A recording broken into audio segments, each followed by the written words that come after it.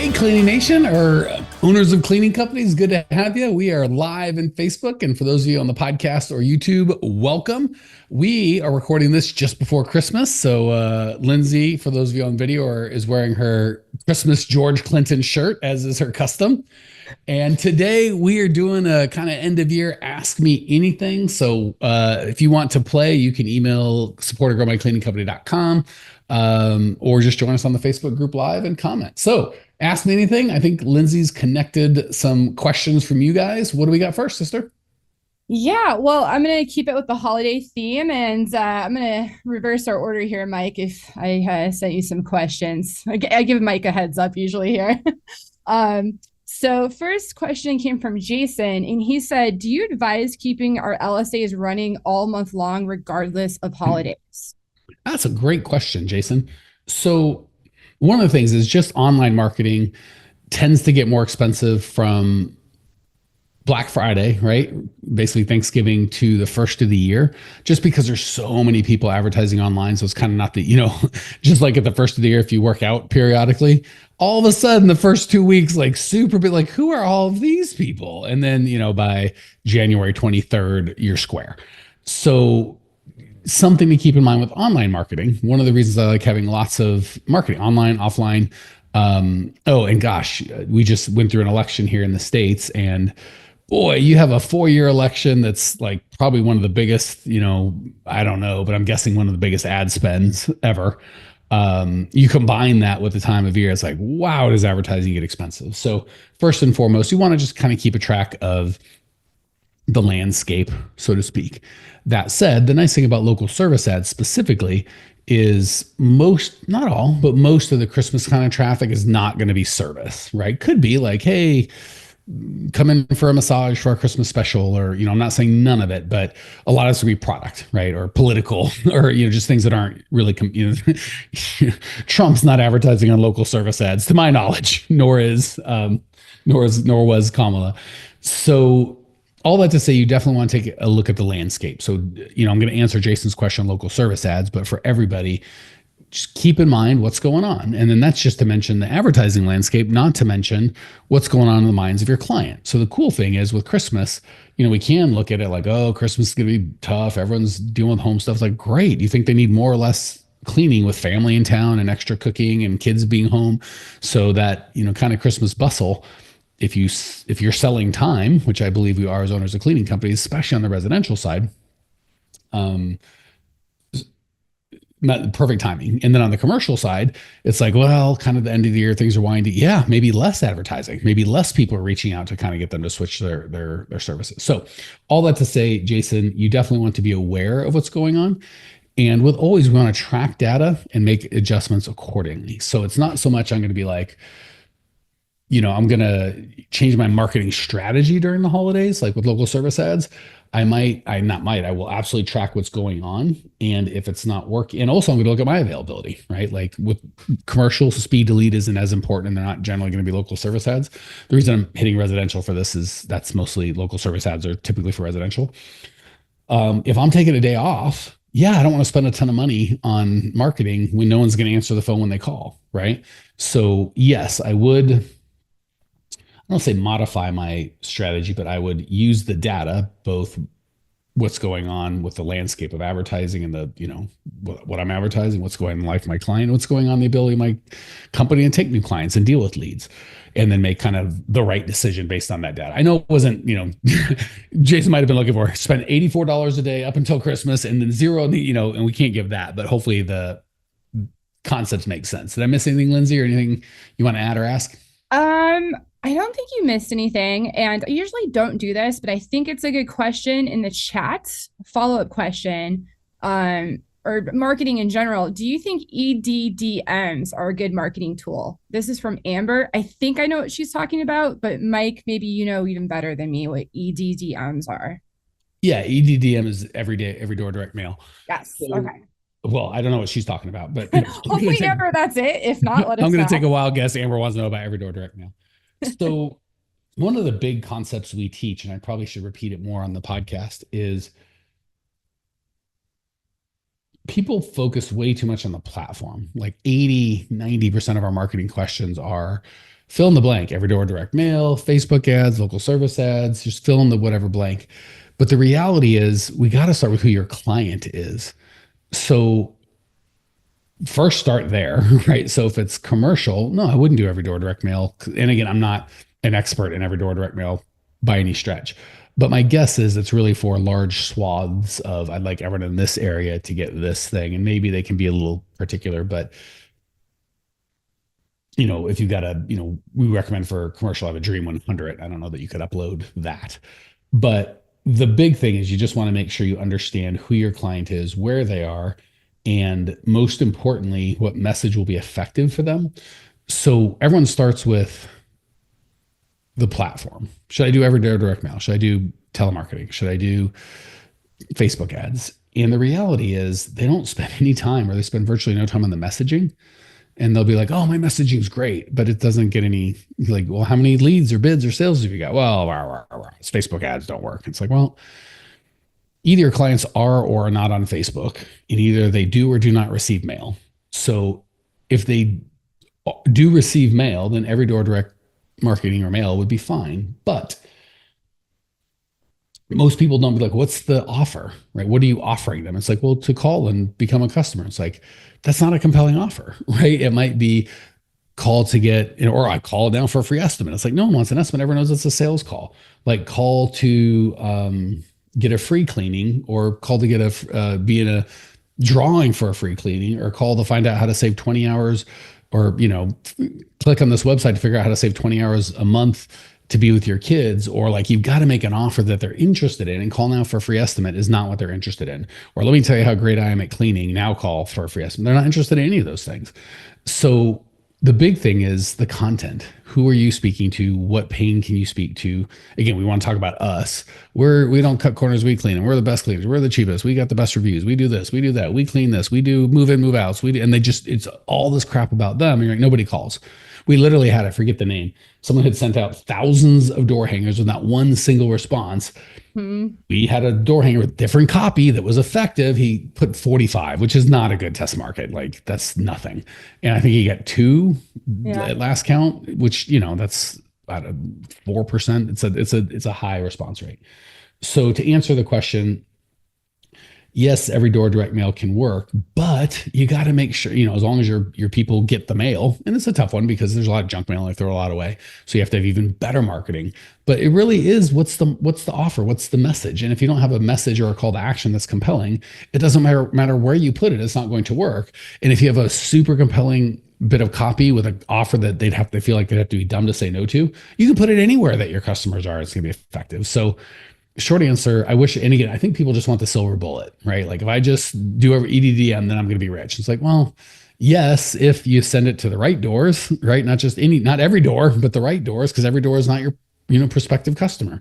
And if you have the right copy that gets them to read it, and you have the right offer that gets them to take action, and you have the right sales process that allows you to follow up quickly and convert them to a sale, yeah, you can do great. But people, just put their website out, say, we're the best at everything, here's our website. And they go to the website, and maybe there's a phone number, and that's it. And they're like, nobody called, every door direct mail doesn't work. And it's like, or it's like me fishing with, I don't know what fish would be. An iPhone is bait and going, fishing doesn't work, or this is a bad lake, or the fish aren't biting. It's like, or maybe the bait I chose to use wasn't the right bait.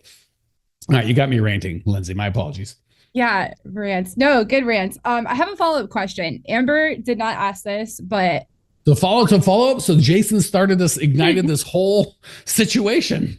I swear we'll get back to Christmas questions. Will we? Will we? Mike Campion here. Do you ever listen to the podcast and go, this is great information, I just wish I could actually get it implemented, and I wish I could get some help? Well, we do that.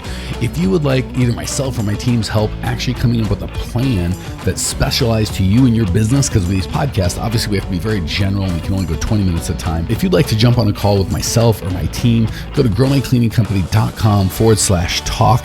We'll jump on a call. There's no charge. and we'll help you get some absolute clarity around exactly what to do next and how to do it. The reason we don't charge for these calls is the plan that we come up with, people want help implementing that. If that's the case, we're happy to talk about it. And if it's not, that's okay too. We're happy to just help you come up with a plan. So if you want to translate the information you're learning here into an actual plan that can change your life, give us a ring, growmycleaningcompany.com/talk. Love to either myself or have one of our coaches walk you through and actually personalize the content you get here to where you're at with your business. Talk soon. So how long should Amber test, say EDDM or whatever, before she knows her messaging is the problem? Like, how does she know it's not the medium and it's the message? Great question. So first of all, quick premise mistake that lots of people make is they count in time, and I would choose to count in money. So if you send out one letter a day, how long would be 20 years to get a good sample? If you send out 1,000 in a day, one day, like it's so super common. Lindsay's like, all right, I can do math. I went to school. Sure.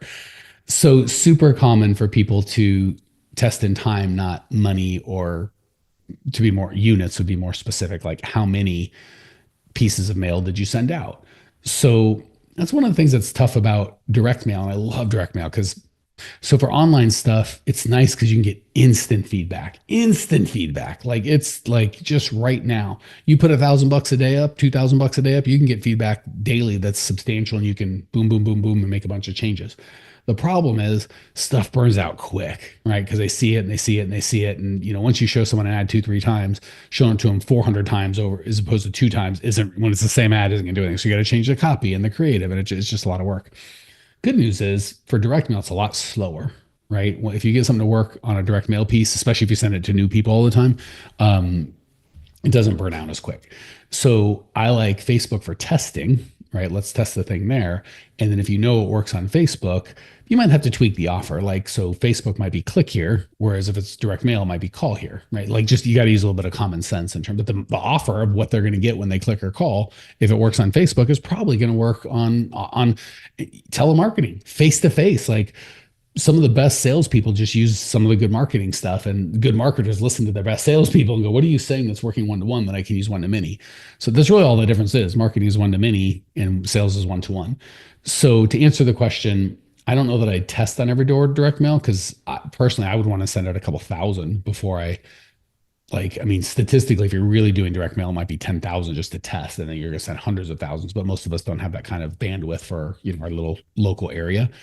So I like testing online a little faster. But again, it's money. So if you're only spending $5 a day online and you get a click's $5, well, good Lord, in a month you're going to get 30 clicks. Like that's not statistically significant at all.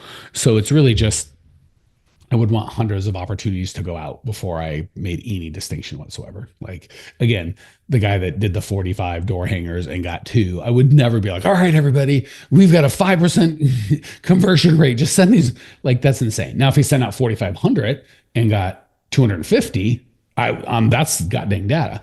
And same thing, had he put out 45 and got nothing, that would have meant nothing. So when he said he sent out thousands before and got nothing, that's statistical data. When he sent out 45, that's luck, but obviously it's still better than the 0 he did with 1,000. So it's a good story. So yeah, there's not a specific answer of exactly this, but look at impressions or like things that you got out and just be reasonable. Like if you send out 23 mailers and a bunch of people or nobody responds, that's nothing. Wow. I would say like 1 in 5 episodes we do like this, I learned something new because Lizzie's been around for years. She's heard all my crap 3 times over. So it's good.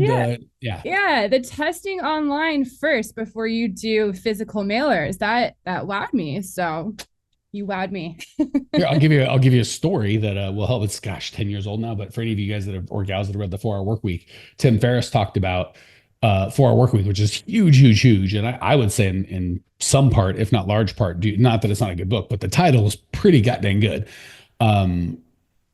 The title was originally going to be, I think, Selling Drugs for Profit or something like that. Because for those who read the book, he had a supplement company, right?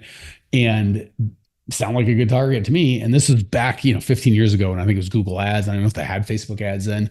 And he spent $100 to just say, pre-order this book. And half of it went to 4 Hour Work Week and half of it went to selling drugs for fun and profit, or whatever the case was, which was the title. And I think they were like printing or about to print. And it wasn't a little bit, it was like a definitive, people liked 4 Hour Work Week. And he, at no small expense, said, no, no, no, change it, change it, change it, change it. So perfect example of how do you test that book title? I guess you could print up 100,000 and start marketing, hope for the best, but you spend a couple $100 online and get instant data that's pretty definitive. That's so cool. That's such a good anecdote. All right, Mike, we're back to holiday Christmas questions. Are we? All right, this is another good one. All right, Deborah asks, I would like to know your thoughts on Christmas bonuses and how to get out of. So she did them in the past, and now she's moving out of, like, going to a different system. So they've had employees that have been there 2 to 3 years and have gotten large bonuses in the past, but now they're switching to another bonus model.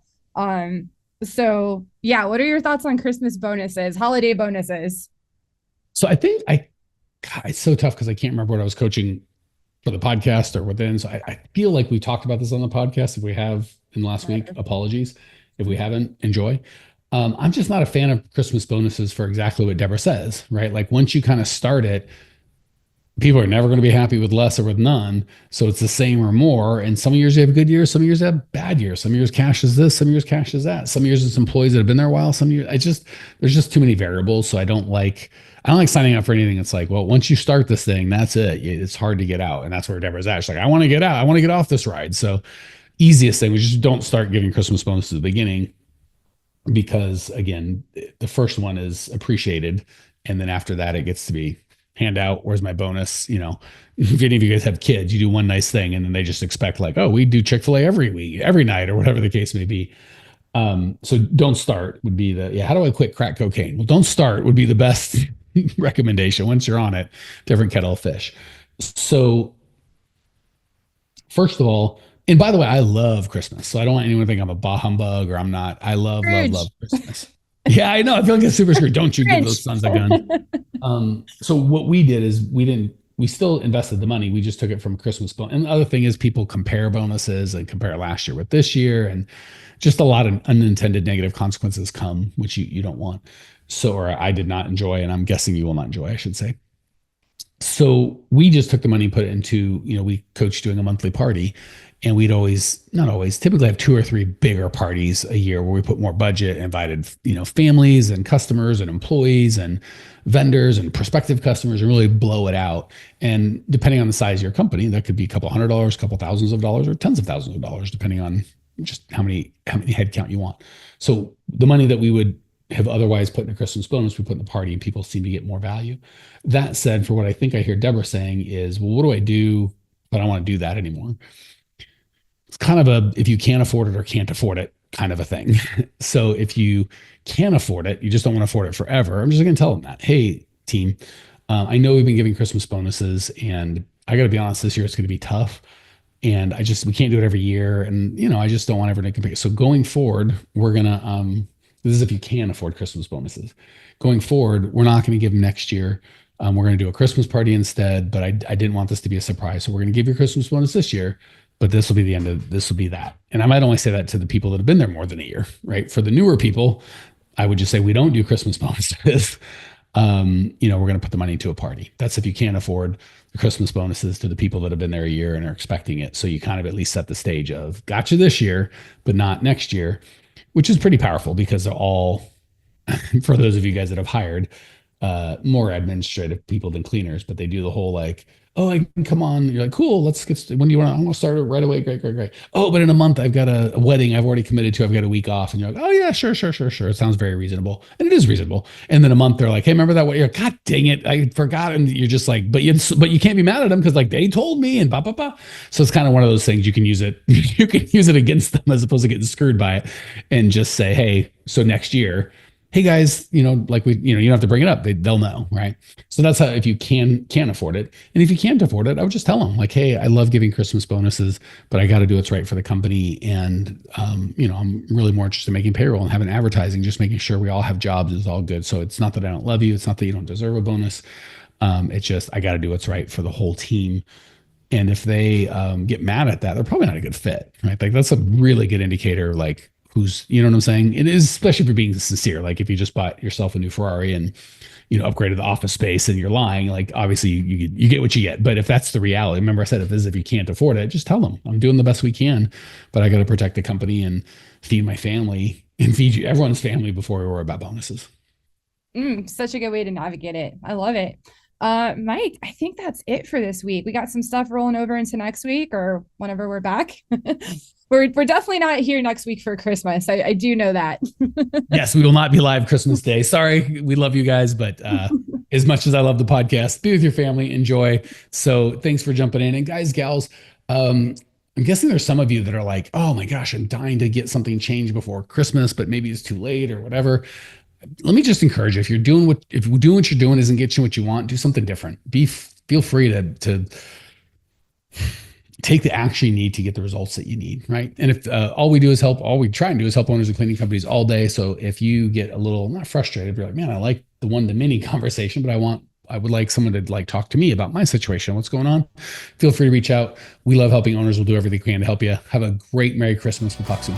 Hey, Cleaning Nation, if you dug the content you just got, we don't do any ads and I don't sell anything on this podcast, but if you would just subscribe, rate, and review, it would be huge and I'd be so appreciative. Not only is it going to help me, but you'll help other owners of cleaning companies across the world work less, make more, and get profitable. So if you appreciate the value we give, again, subscribe, rate, and review. It would mean the world to me. I'd really appreciate it. And we sure appreciate your time and attention.